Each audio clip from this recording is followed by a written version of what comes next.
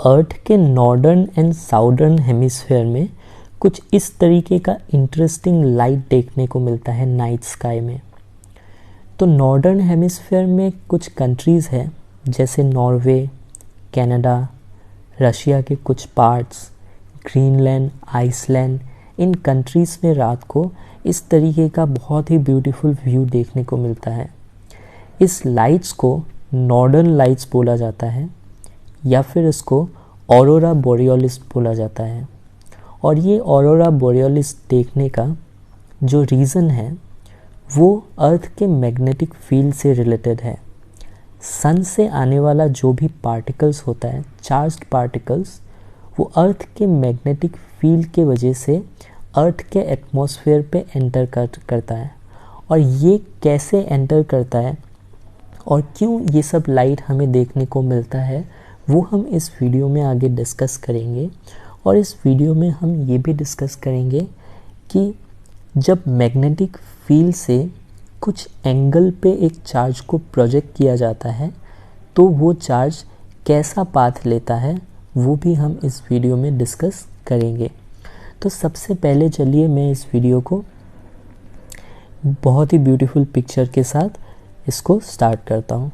तो अभी देखिए यहाँ पर मैं अर्थ का जो मैग्नेटिक फील्ड है वो मैग्नेटिक फील्ड कुछ इस तरीके से देखने को मिलता है। यहाँ पे है हम लोगों का नॉर्दर्न हेमिस्फेयर नॉर्थ पोल और यहाँ पर है साउदर्न हेमिस्फेयर साउथ पोल। तो क्या होता है, जो भी मैग्नेटिक फील्ड लाइंस होता है उन मैग्नेटिक फील्ड लाइंस को कुछ चार्ज्ड पार्टिकल्स फॉलो करके अर्थ के एटमॉस्फेयर पे एंटर कर जाता है। तो यहाँ पर ये जो चार्ज्ड पार्टिकल है वो एक हेलिकल पाथ में, इस डायरेक्शन पे ऐसे एक हेलिकल पाथ में अर्थ के एटमॉस्फेयर पे एंटर करता है। और ये कौन से चार्ज पार्टिकल हैं? ये सन से आने वाला कुछ चार्ज पार्टिकल जैसे कि प्रोटॉन्स हो गया, ये सब चार्ज पार्टिकल ऐसे एंटर करता है। और जैसे ही वो अर्थ के एटमॉस्फेयर पे एंटर करता है, और अर्थ का जो एटमॉस्फेयर है उसमें बहुत सारे गैसेस हैं, उसमें से कुछ गैस है जैसे कि ऑक्सीजन, नाइट्रोजन, यही maximum gas oxygen and nitrogen है।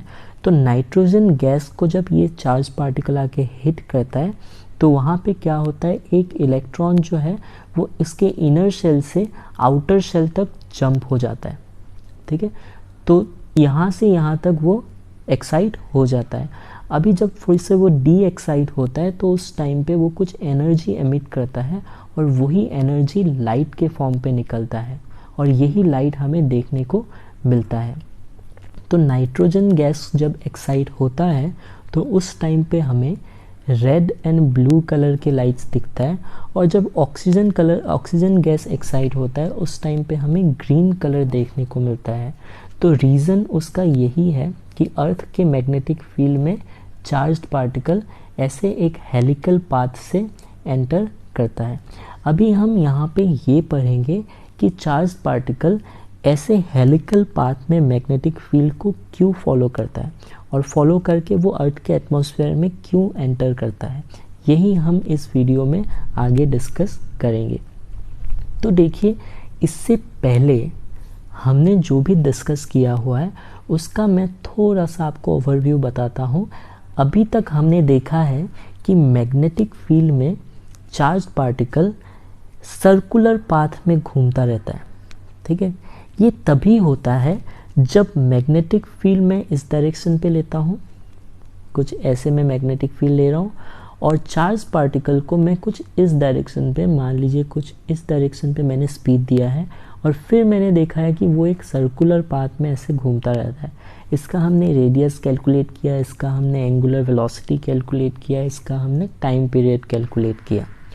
लेकिन देखिए, इस पर्टिकुलर कंडीशन पे चार्ज्ड पार्टिकल के पास जो भी वेलोसिटी है, इस डायरेक्शन पे वेलोसिटी दिया था, ये velocity and magnetic field v and b के बीच का जो एंगल है वो कितना है?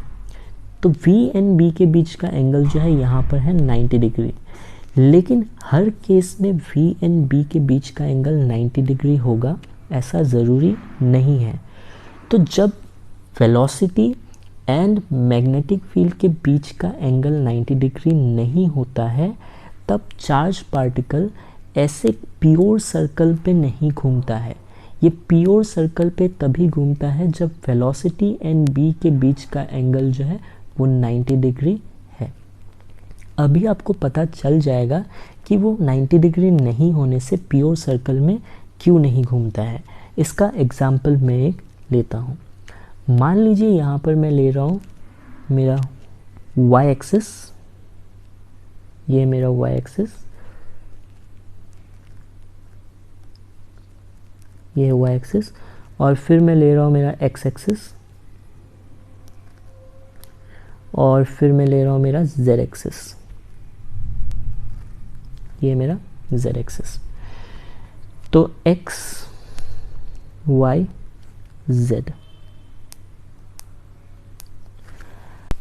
अब मान लीजिए मेरे पास एक चार्ज्ड पार्टिकल है जो ओरिजिन में रखा हुआ है, और इस चार्ज का जो वैल्यू है वो है q, और इस चार्ज पे जो भी मैग्नेटिक फील्ड एक्ट कर रहा है, यानी कि रीजन में जो भी मैग्नेटिक फील्ड है, वो मैग्नेटिक फील्ड जो है वो x डायरेक्शन पे है।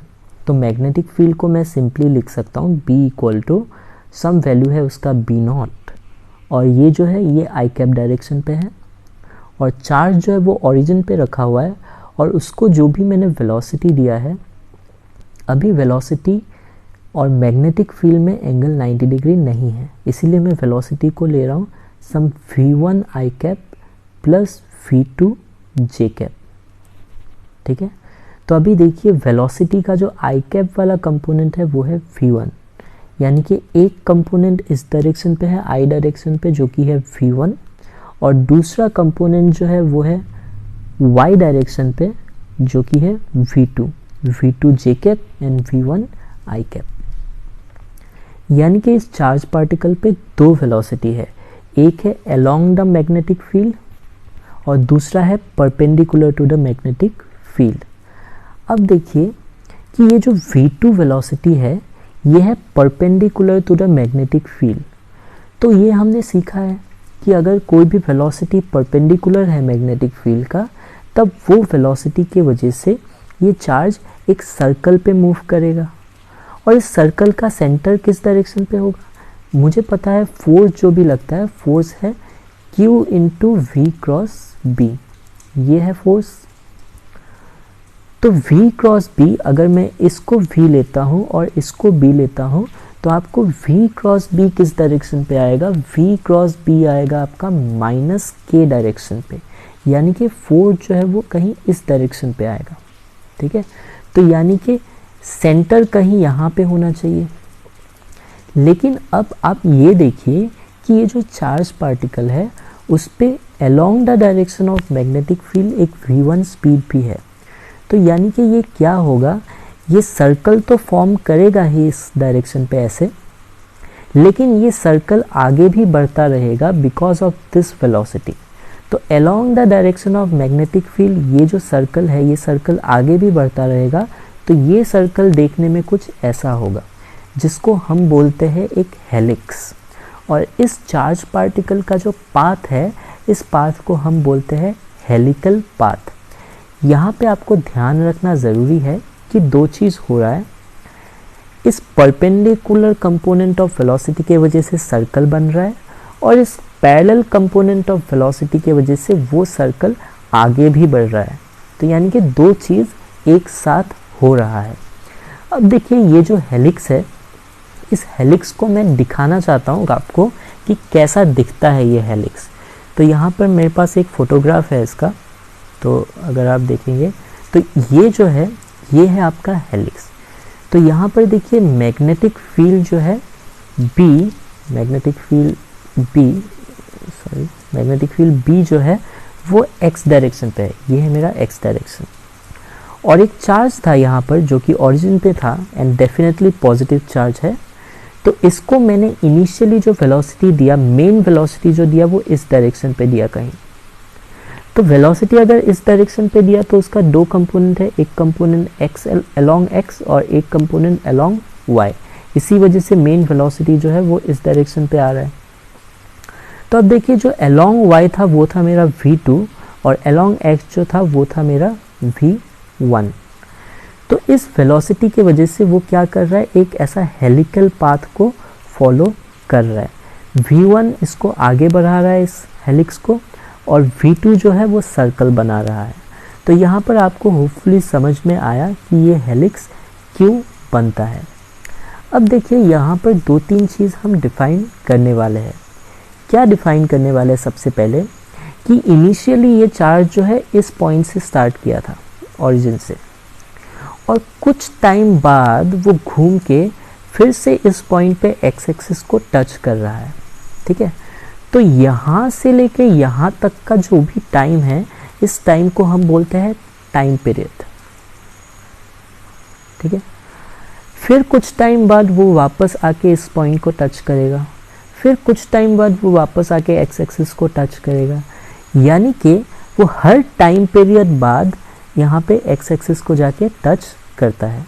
और देखिए हर टचिंग के बीच में, जैसे कि यहाँ पर टच कर रहा है और यहाँ पर टच कर रहा है, उसके बीच का एक डिस्टेंस भी है। ठीक है, इस डिस्टेंस को हम बोलते हैं पिच, और यहाँ पर पिच जो है वो कांस्टेंट है।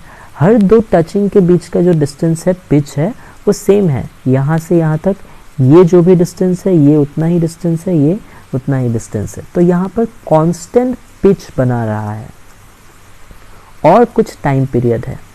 ठीक है, तो आपको समझ में आ गया होगा कि टाइम पीरियड क्या है एंड पिच क्या है। यहाँ पर और एक चीज़ हमारे लिए इम्पॉर्टेंट है, जो कि है radius of the helix.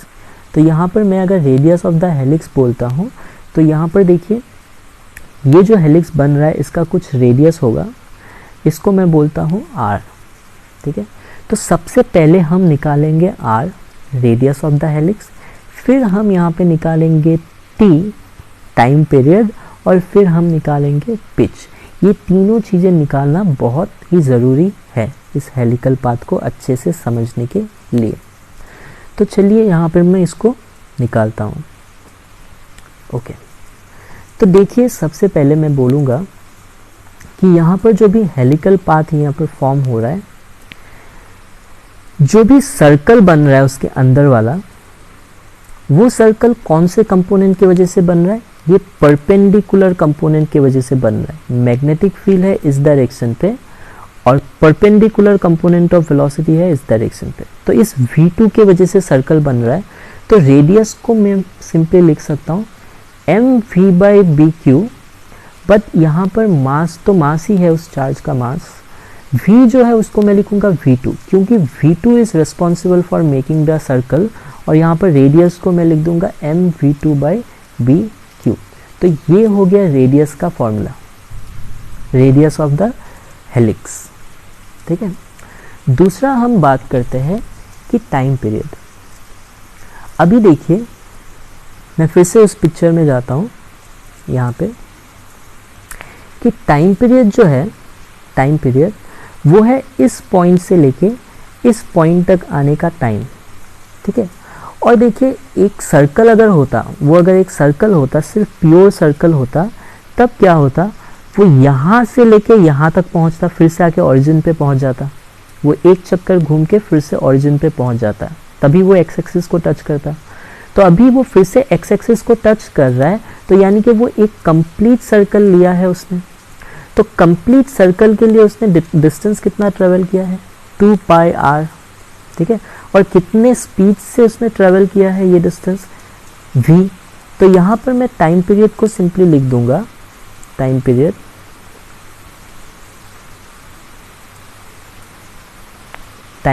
Is equal to 2πr into v2। अब सोचिए अगर ये एक प्योर सर्कल लेता तो उस सर्कल का रेडियस कितना होता? mv2/bq इतना होता, अगर एक प्योर सर्कल लेता तो। और उस प्योर सर्कल में वो कितने स्पीड से मूव कर रहा होता? v2 से। तो यानी कि यहाँ पर टाइम पीरियड को मैं लिखूंगा, टाइम पीरियड इज 2π, r के जगह पे लिखूंगा mv2/bq इंटू v2। ये है टाइम पीरियड, इसको मैंने ऐसे लिख दिया। तो देखिए यहाँ पर v2 कैंसिल हो गया, यानी कि टाइम पीरियड मेरा आ गया 2 pi m upon B Q. It is independent of v. ठीक है, तो यहाँ पर मैंने टाइम पीरियड भी निकाल लिया, मतलब हर बार एक्स एक्सिस को टच करेगा वो इतने टाइम बाद. अगला मुझे कैलकुलेट करना है पिच. तो पिच के लिए देखिए मैं फिर से आपको यहाँ पर इस पिक्चर को दिखा रहा हूँ.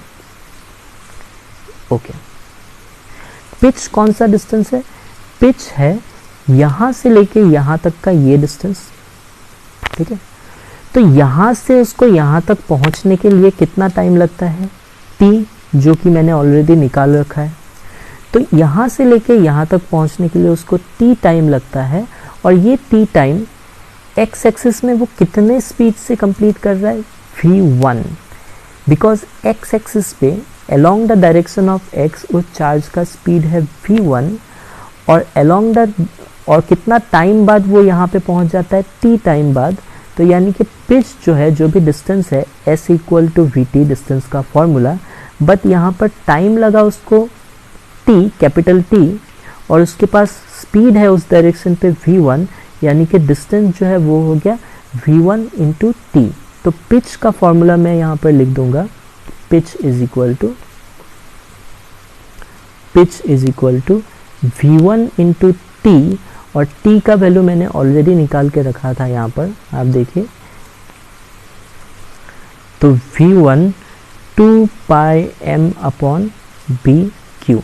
तो ये है मेरा पिच, और यहाँ पर हो गया मेरा टाइम पीरियड, और रेडियस जो है वो हो गया मेरा m v2 by B Q.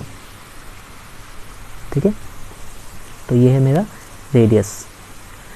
तो बहुत ही सिंपल वे में मैं इसको ऐसे एक्सप्लेन कर सकता हूँ कि आप ध्यान से देखेंगे तो v2 क्या है?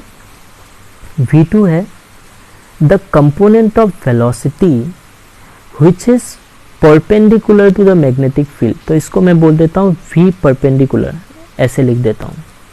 ठीक है, और यहाँ पर v1 क्या है? v1 is the velocity which is parallel to magnetic field, इसीलिए मैं इसको v पैरेलल लिख देता हूँ.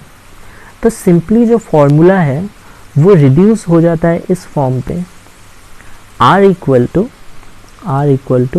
m v2 मतलब है v perpendicular divided by B Q, ये है रेडियस.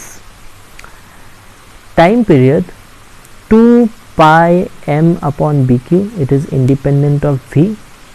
एंड पिच जो है वो है 2 pi m upon B Q into V parallel, ये है पिच. तो चाहे कैसा भी क्वेश्चन हो, आपको ये देखना है कि कौन सा वेलोसिटी कंपोनेंट मैग्नेटिक फील्ड का पैरेलल है. पिच में आप वो वाला वेलोसिटी रख देंगे, साथ में ये कांस्टेंट रहेगा. ठीक है, रेडियस में आप उस कंपोनेंट को देखेंगे जो मैग्नेटिक फील्ड का परपेंडिकुलर है, तो आप रेडियस कैलकुलेट करेंगे अकॉर्डिंगली. और टाइम पीरियड तो फिलहाल इंडिपेंडेंट ऑफ वेलोसिटी है. तो यहाँ पर ऐसे हम पिच कैलकुलेट कर सकते हैं. इसीलिए क्या होता है, इसीलिए जैसे कि मैंने यहाँ पर आपको दिखाया था कि जब भी कोई भी एक चार्ज पार्टिकल एंटर करता है अर्थ के मैग्नेटिक फील्ड में, सपोज एक चार्ज पार्टिकल है, वो कुछ ऐसे आ रहा है. ठीक है, ऐसे आ रहा था और मैग्नेटिक फील्ड में एंटर हो गया. मान लीजिए इसको मैं यहाँ पे दिखा रहा हूँ, ऐसे आ रहा था वो चार्ज पार्टिकल, सन से निकल के कुछ प्रोटॉन आ रहा था मान लो, और इस पॉइंट पे मैग्नेटिक फील्ड है इस डायरेक्शन पे, और इस चार्ज पार्टिकल का वेलोसिटी है इस डायरेक्शन पे. तो इसके बीच का जो एंगल है वो 90 डिग्री नहीं है ऑफ कोर्स. ठीक है, तो इसीलिए वो क्या फॉर्म करता है, एक हेलिक्स फॉर्म करता है, और वो हेलिकल पाथ को फॉलो करते हुए, हेलिकल पाथ से वो मैग्नेटिक फील्ड को फॉलो करते हुए क्या करेगा, अर्थ के एटमॉस्फेयर में एंटर करेगा. और अर्थ के एटमॉस्फेयर में एंटर करने से ही नाइट्रोजन एंड ऑक्सीजन गैसेस को वो एक्साइट कर पाता है, जाके हिट करता है, और उसके वजह से बहुत सारे कलर जो है वो हमें देखने को मिलता है रात के स्काई में.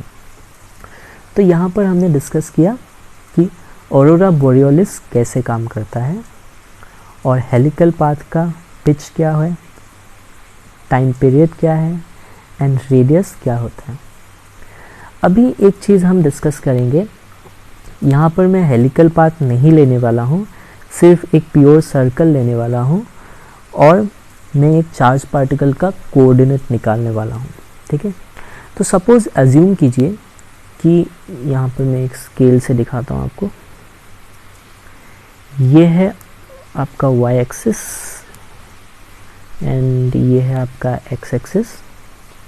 ठीक है, और z एक्सिस जो है वो मैं ड्रॉ नहीं कर रहा हूँ, मैं बस बोल रहा हूँ कि z एक्सिस जो है वो है आउटसाइड द प्लेन। ये है x एक्सिस, ये है y एक्सिस।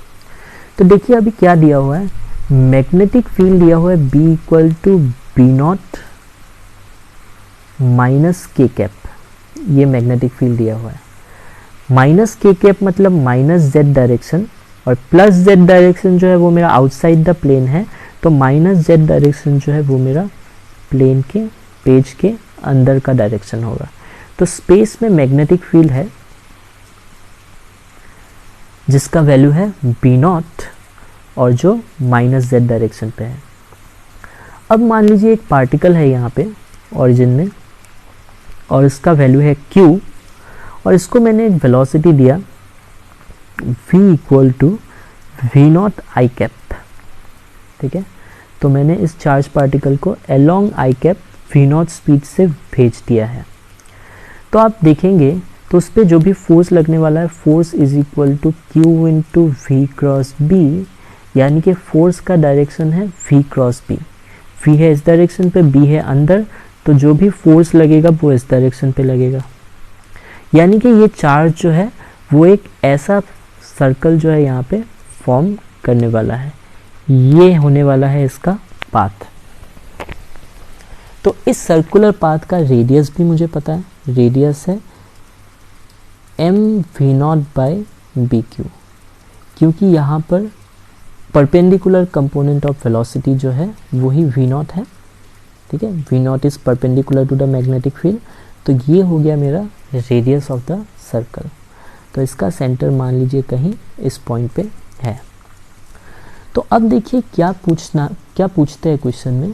क्वेश्चन में ये पूछा जाता है कि कोई भी जनरल टी टाइम पे इस चार्ज पार्टिकल का कोऑर्डिनेट बताइए।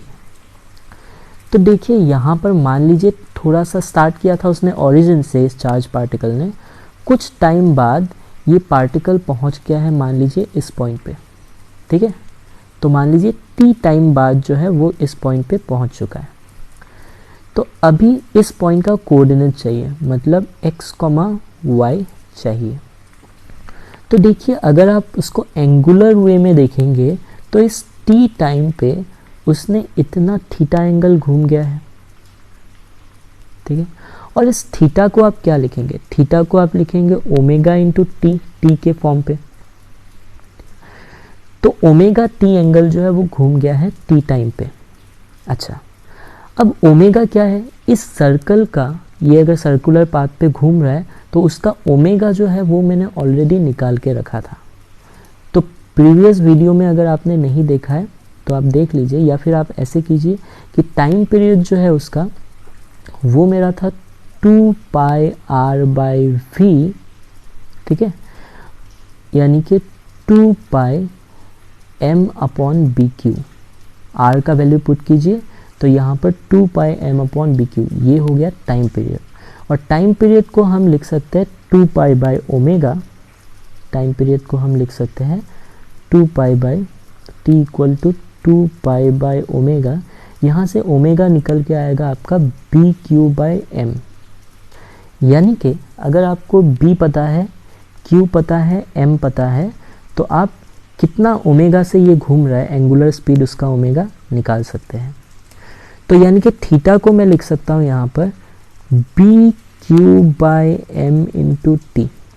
ठीक है, इतना थीटा वो टी टाइम पे घूम गया है। अब मुझे क्या चाहिए, इस पॉइंट का कोऑर्डिनेट चाहिए। चार्ज जहाँ पे भी होगा टी टाइम पे उसका कोऑर्डिनेट चाहिए। तो देखिए कोऑर्डिनेट निकालने के लिए मैं यहाँ पर क्या कर रहा हूँ, कोऑर्डिनेट है x मतलब कौन सा लेंथ है, ये लेंथ के बारे में बात किया गया है। ठीक है, ये लेंथ है x और ये लेंथ है y, यही है इस पॉइंट का कोऑर्डिनेट x, y। तो अभी देखिए ये लेंथ अगर x है तो ये लेंथ भी उसका x ही हो गया, और ये लेंथ है r, radius of the circle, ठीक है, और यहाँ पर ये एंगल है मेरा थीटा। तो देखिए x जो है वो हो जाएगा r साइन थीटा, ठीक है। तो x कोऑर्डिनेट जो है उसको मैं लिख दूंगा r साइन थीटा, क्योंकि ये लेंथ r है, ये एंगल थीटा है, तो ये लेंथ जो है ये हो जाएगा r साइन थीटा। तो r साइन थीटा को आप क्या लिखेंगे, x coordinate of the particle जो है वो है r साइन थीटा, यानी कि x इक्वल टू r का वैल्यू है m v not by B Q sine of theta का वैल्यू है ओमेगा t, यानी कि m v not by B Q sine of omega is B Q by m into T. तो ये है x coordinate of the particle at any general time t। वैसे ही अगर मुझे y कोऑर्डिनेट निकालना है तो ध्यान से देखिए y कोऑर्डिनेट कौन सा लेंथ है, y कोऑर्डिनेट जो है वो ये लेंथ है, ये है y coordinate of the particle. तो y कोऑर्डिनेट अगर मुझे निकालना है तो ये लेंथ निकालना है। ये लेंथ कितना है, अच्छा देखिए ये लेंथ कितना है, ये लेंथ है r cos थीटा, ठीक है। तो ये लेंथ जो भी है y को मैं क्या लिखूंगा, r minus r cos theta लिखूंगा। तो y जो है y हो गया है मेरा r minus r cos theta, यानी कि r into 1 minus cos theta, यानी कि m v not by B Q into 1 minus cos of theta is B Q by m upon T.